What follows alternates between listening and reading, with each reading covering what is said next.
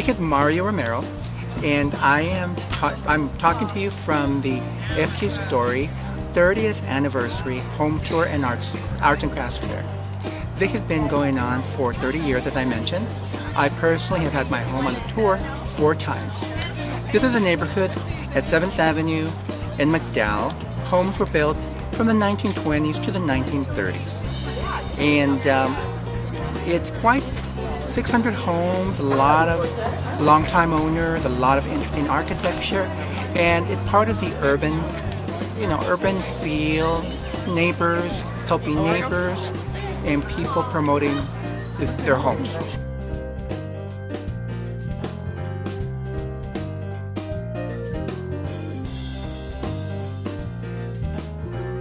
Here I'm speaking to Sharon Honeycutt, who lives in the neighborhood, and she's been involved with the home tour for about 30 years. Is that correct? That's correct. So tell us a little bit about home tour and why you like to get involved if you have. And I know you've lived in the neighborhood many years. Well, I've lived here for 40, and the reason I like the home tour is it helps promote the neighborhood to show people that there is historic homes and you need to protect them. We want everyone to come down and see these great homes and realize that, it's something worth saving. So, well, thank you, Sharon. You're welcome. And enjoy the rest of the tour. You too.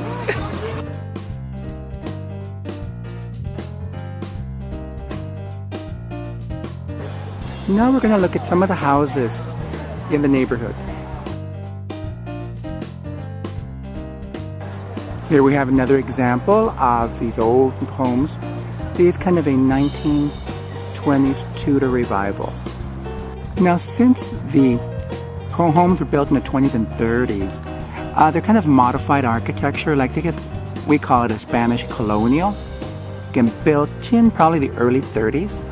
And most of our architecture kind of stems from Southern California. Here we have a trolley car. It's a newer one, but this is how we move people along in the neighborhood on the home tour day. This style we call Spanish Revival, which is a little bit different than the Territorial, which are made from adobe. Now here we have an adobe made out of, it's called the Territorial style, and it's made out of adobe, which is straw and mud, and that's what they use to create bricks. And the adobe is used like a regular brick. Another interesting feature is, if you'll notice, we have the Spanish palms, which are not native, and they were kind of planted when the subdivision was subdivided and built. So there's a lot of them are still remaining, a lot of them have gone away, but it creates a really interesting feel.